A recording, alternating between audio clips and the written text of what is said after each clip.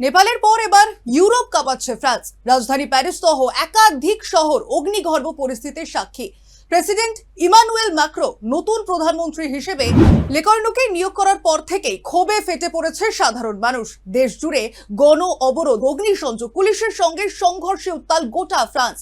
শুধু রাজনৈতিক নয়, অর্থনৈতিক এবং সামাজিক অস্থিরতা মিলিয়ে এক ভয়াবহ সংকট তৈরি হয়েছে। ব্লক এভরিথিং নামে নেতৃত্বহীন আন্দোলন দ্রুত সমর্থন পাচ্ছে, আর স্লোগান একটাই, ম্যাক্রো ইস্তফা দাও। মঙ্গলবার রাত থেকে প্যারিসের রাস্তায় টহল দিচ্ছে নিরাপত্তা বাহিনী। বুধবার সকাল নাগাদ জনতা হাজার হাজার স্কুল কলেজ ঘিরে ফেলে। রেনেলিউ এবং একাধিক জায়গা যেমন টুলুজ, প্রতিটি শহরে যেন যুদ্ধক্ষেত্র। ফ্রান্সের সেকেন্ডারি স্কুল, হাসপাতাল, পরিবহন খাতের কর্মীরাও একইভাবে প্রতিবাদে যোগ দিয়েছেন। সর্বত্রই নবীন প্রজন্ম এগিয়ে এসেছে নেতৃত্বে। সরকারের লাগাতার প্রধানমন্ত্রী বদলকে তারা আখ্যা দিয়েছে অযোগ্য নেতৃত্বের ব্যর্থতা হিসেবে। বিগত 12 মাসে 4 বার প্রধানমন্ত্রী বদল হয়েছে ফ্রান্সে। সর্বশেষ প্রধানমন্ত্রী ফ্রাঁসোয়া বাইরু এবং বাজেট প্রস্তাবে ব্যর্থ হয়ে পদত্যাগ করতে বাধ্য হন, আর সেই শূন্যস্থানে আসেন প্রাক্তন প্রতিরক্ষা মন্ত্রী লেকর্নু। তবে বিরোধীরা প্রশ্ন তুলছে, প্রধানমন্ত্রী বদল নয়, সমস্যার মূল কারণ প্রেসিডেন্ট ম্যাক্রোর নেতৃত্বদানে ব্যর্থতা। নেপালের গণবিদ্রোহের পর এবার ফ্রান্সে একই ধরনের জনবিস্ফোরণ, আর তা ছড়িয়ে পড়ার আশঙ্কা রয়েছে প্রতিবেশী দেশগুলিতেও। বিশেষজ্ঞরা সতর্ক করছেন, বাংলাদেশ যেখানে ছাত্র যুব আন্দোলনে প্রায়শই রাজনৈতিক পরিবর্তনের বার্তা দেয়, সেখানেও ফ্রান্সের ঘটনার প্রতিফলন ঘটতে পারে। ইউরোপের রাজনৈতিক স্থিতিশীলতা নিয়ে রীতিমতো প্রশ্ন তুলছে গোটা বিশ্ব। ফ্রান্সের রাজনৈতিক অস্থিরতা যেন নিত্যদিনের ঘটনা হয়ে দাঁড়িয়েছে।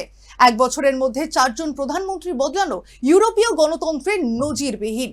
বিরোধীরা বলছে, প্রেসিডেন্ট ম্যাক্রো ক্ষমতা আঁকড়ে ধরে রাখতে রীতিমতো ব্যর্থ প্রধানমন্ত্রীর বলি দিচ্ছেন। এতে দেশের নীতি নির্ধারণ প্রক্রিয়া অচল হয়ে পড়ছে। সরকারি কর নীতি ও বাজেট প্রস্তাব নিয়ে জনমনে ক্ষোভ একেবারে চরমে। আয়কর কাটছাটের প্রস্তাব পাশ না হওয়ায় আর্থিক অনিশ্চয়তা আরও বেড়েছে।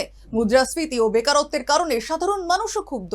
আন্দোলনের নেতৃত্বে তরুণ প্রজন্ম। স্কুল কলেজ অবরোধ, হাসপাতালের কর্মীদের যোগদান স্পষ্ট করছে যে অসন্তোষ শুধু রাজনৈতিক নয়, সমাজের প্রতিটি স্তরে ছড়িয়ে পড়েছে। নেপালে সম্প্রতি গণবিদ্রোহ সরকারকে নতি স্বীকারে বাধ্য করেছে। বাংলাদেশের রাজনৈতিক প্রেক্ষাপট অগ্নিগর্ভ। বিশেষজ্ঞরা বলছেন, ফ্রান্সের আন্দোলন ইউরোপীয় নয়, বৈশ্বিক তরঙ্গ তৈরি করতে পারে। ফ্রান্সে আন্দোলনের নতুন নাম ব্লক এভরিথিং। এর লক্ষ্য দেশের প্রতিটি খাতকে স্তব্ধ করে দেওয়া। কোনো রাজনৈতিক দলের নয়, নেতৃত্বহীন এই আন্দোলন দ্রুত সমর্থন পাচ্ছে।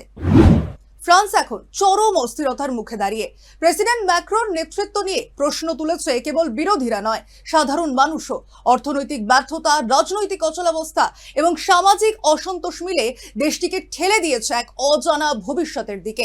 আন্দোলনকারীরা বারবার বলছেন, এটা প্রধানমন্ত্রী নয়, প্রেসিডেন্টের ব্যর্থতা। বিশ্বজুড়ে ইতিমধ্যেই প্রতিধ্বনি পড়েছে ফ্রান্সের সংকটের। ইউরোপের আর্থিক কেন্দ্রগুলিতে অস্থিরতা তৈরি হলে এর প্রভাব পড়বে আন্তর্জাতিক অর্থনীতিতেও। নেপালের গণবিদ্রোহ যেমন সরকারের পতনের বার্তা দিয়েছে, তেমনি ফ্রান্সে এই আন্দোলন কি প্রেসিডেন্ট ম্যাক্রোর ইস্তফার দিকে যাবে, সেই প্রশ্ন একইভাবে উঠছে। বাংলাদেশের মতো দেশেও ছাত্র যুব আন্দোলনের বহুবার রাজনৈতিক পরিবর্তনের ইঙ্গিত দিয়েছে। আর বিশেষজ্ঞরা বলছেন, একবিংশ শতাব্দীর নতুন প্রজন্ম আর নীরব দর্শক নয়, তারা পরিবর্তনের দাবি জানাচ্ছে সরাসরি রাস্তায় নেমে। আজ ফ্রান্সের রাস্তায় আগুন জ্বলেছে, পুলিশের সঙ্গে সংঘর্ষে উত্তাল শহরগুলি যুদ্ধক্ষেত্রের মতো। ব্লক এভরিথিং আন্দোলন আরো বিস্তার লাভ করলে সরকারকে হয়তো কঠিন সিদ্ধান্ত নিতে হবে। তবে ইতিহাস বলছে, এমন নেতৃত্বহীন আন্দোলনই প্রায়শই বড় ধরনের রাজনৈতিক পরিবর্তনের জন্ম দেয়। ফ্রান্সের সংকট তাই শুধু দেশটির ভিতরে সীমাবদ্ধ নয়, এটি ইউরোপীয় স্থিতিশীলতা, বৈশ্বিক অর্থনীতি এবং একইভাবে গণতন্ত্রের ভবিষ্যৎ নিয়ে এক বড় প্রশ্ন চিহ্ন।